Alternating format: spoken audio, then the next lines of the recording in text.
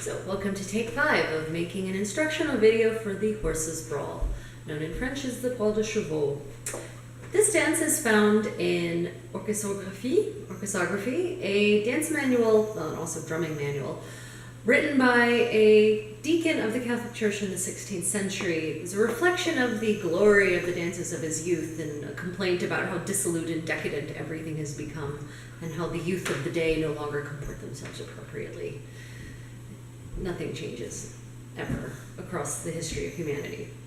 So this dance is a lively social dance. It is really a middle-class dance, although the man who presents it does say that the aristocracy and gentlefolk do also indulge in such dances.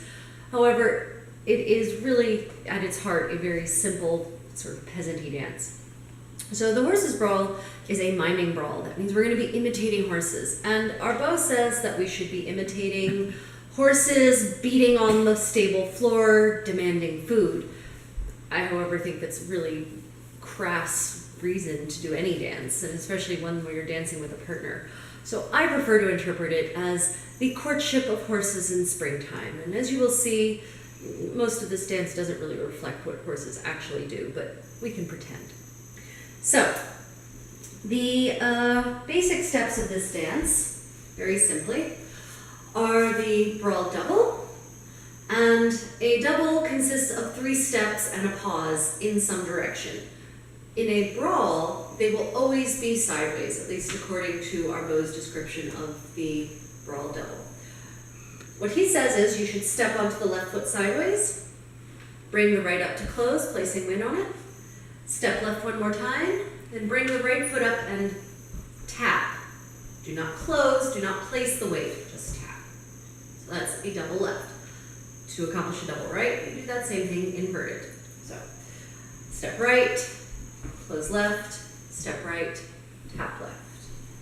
Okay, so to the music, 1, 2, 3, 4, it would be step, close, step, tap, step, close, step, tap. Now that's a very slow version of the dance. So I'm going to put on the music and let's practice it at tempo for a little bit before I describe some of the potential ornamentation. 1, 2, 3, and right, 2, 3. 1, 2, 3, and right, 2, 3. Now, faster music equals smaller steps for the beginners. Okay, so that was the music for part A of the dance, actually, which you've just learned half the dance, in fact. So part A of the dance consists of doubles left and right. 1 set equals a double left and a double right. So you have 4 sets of doubles total in the first part of the dance. Now, if you're very comfortable with the basic double, there's some things we can do to make it a little more interesting. So one thing Arbeau says is that if you wish to dance a dance more lively, you can spring your double. So to say, sort of make little jumps, little leaps with each step. So for the double left, you could just leap, leap, leap, tap, leap, leap, leap, tap. Okay? So it doesn't have to be low to the ground, you can add little springs to it. If you're not so energetic or not feeling quite that motivated by the music, you can also just add a little kick at the end of your double. Where the right foot would normally tap, it makes a kick, like so. Left, right, kick, right, kick. Okay? For those who are feeling very, very adventuresome, you can divide your double up further by adding 3 little kicks on the second half of the double, like so. Left, right, left, right, left, left, right, left, right, left, left. Okay? So these are some things that you can do if you're feeling adventuresome, if you want to spice it up a little bit. If you're just a beginner though, the regular old double is perfectly fine. Left, tap, right, tap. Okay. So, for practicing a little bit more footwork, the thing that defines the horse in this dance is the pawing action, which is done with the right foot. So this consists of just 2 paws, 1, 2, okay, with the right foot is still free at the end of that. And then we're going to do a single step onto our right foot. Step, tap. Notice again, not closing my weight. Left foot is still free. And then to finish it off, we're going to turn all the way over our left shoulder with 4 steps. Left, right, left, right. Okay.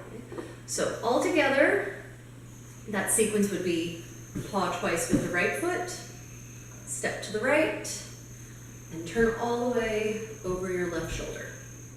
Okay. So the timing is going to be pretty chipper. It's going to be paw, paw, step to your right, turn, 2, 3, 4. Let's try it together. 4 for nothing. 1, 2, 3, 4. Paw, paw, step to the right, turn, 2, 3, 4. Okay.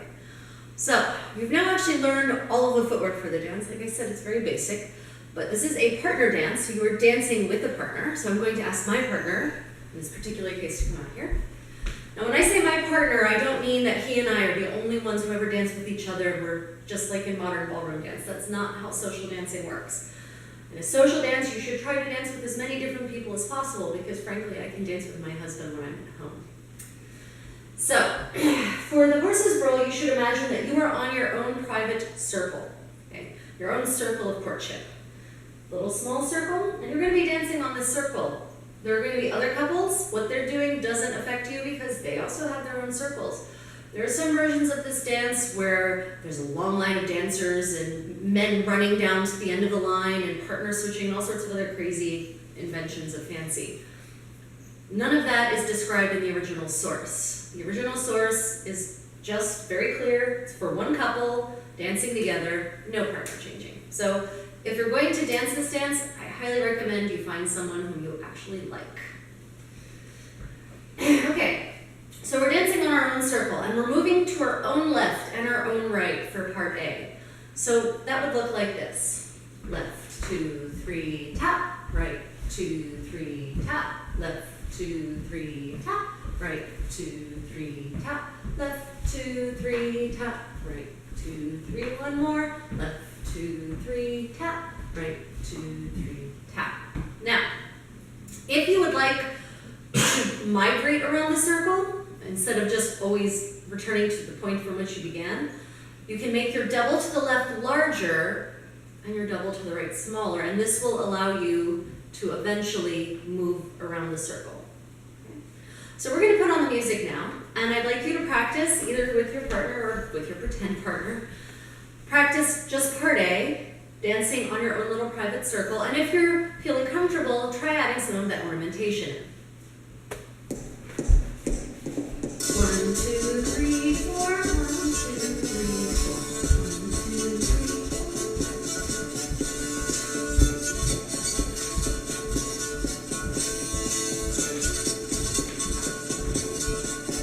Okay, that's part A. So, maestro. So hard to find good help these days. So, we now get to part B, and part B is the part where we imitate horses in springtime. So, we learned the footwork for that, and that was the paw, paw, step to the right, turn, 2, 3, 4. But the actual sequence, here, it's going to be the leader, which is usually the man, will go first. He will paw twice, paw, paw, he will step to the right, and then he will turn all the way around over his left shoulder. The lady will then show him how it's done better. Paw, paw, step to the right, turn, 2, 3, 4. Okay, now, you have to kind of put your mindset, set your mindset to a 16th century mindset. In the modern world, we have no qualms about shaking it up and touching each other copiously and dating as many people as we want, when we want, and how we want. But in the 16th century, that's not how social life worked. So dancing was one of those few occasions where you could actually interact with someone, as a woman anyway, where you could interact with a male who is not a relative or not your spouse, and it would still be socially acceptable. So just the act of taking hands, that's something you didn't do with just any random person. So in dance, there was actually something really titillating about that. Okay. And the other thing is that you also wouldn't necessarily at all really stand so close to a man as a proper woman, unless he was your husband or a male relative. So dancing was an opportunity to explore options, even if it wasn't actually exploring your options. So, part B, the timing is going to be like as follows. 4 for nothing. 1, 2, 3, 4. Paw, paw, step to your right, turn, 2, 3. Then the ladies, paw, paw, step to the right, turn, 2, 3, 4. Then you take hands and you start again from part A. Now, you have to pay attention to the music. Some versions of this music vary in terms of repeat structure. So part A is pretty much always the same, but the music for part B might repeat more than the usual 2 times through. So you have to listen. The music is very clear. Okay? Music for part B is very different from the music for part A. So we're going to put on the music for part B, I think. And we'll just practice part B once through with the music. Nope.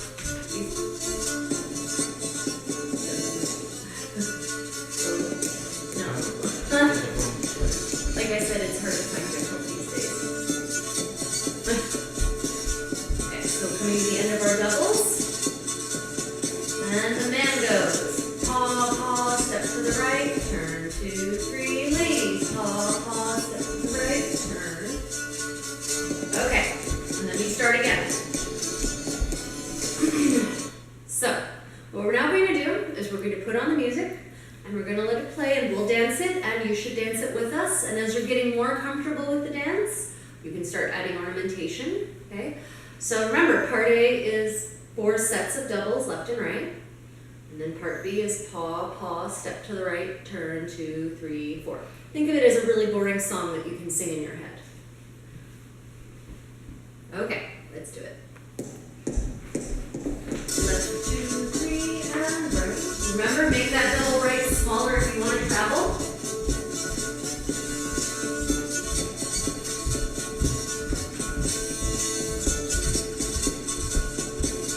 And the men. Paw, paw, step to the right, turn, 2, 3, ladies. Paw, paw, step to the right, turn, 2, take hands and again, left.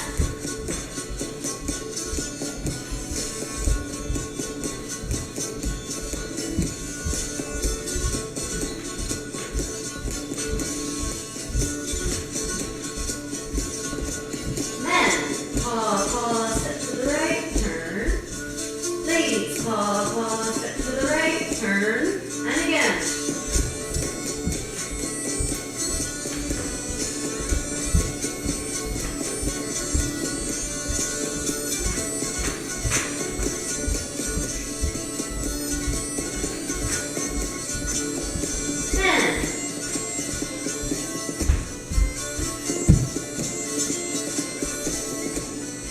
From the top.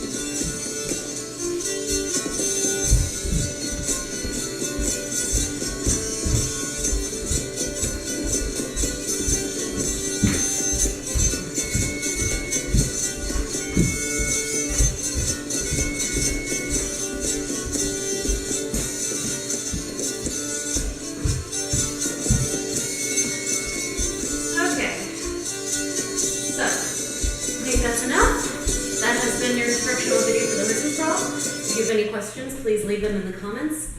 Also, the music for this is Tempus Saltandi. Sorry, my timer in the kitchen is going off. Is Tempus Saltandi, an album by the group Wolgemut, Wolgemut.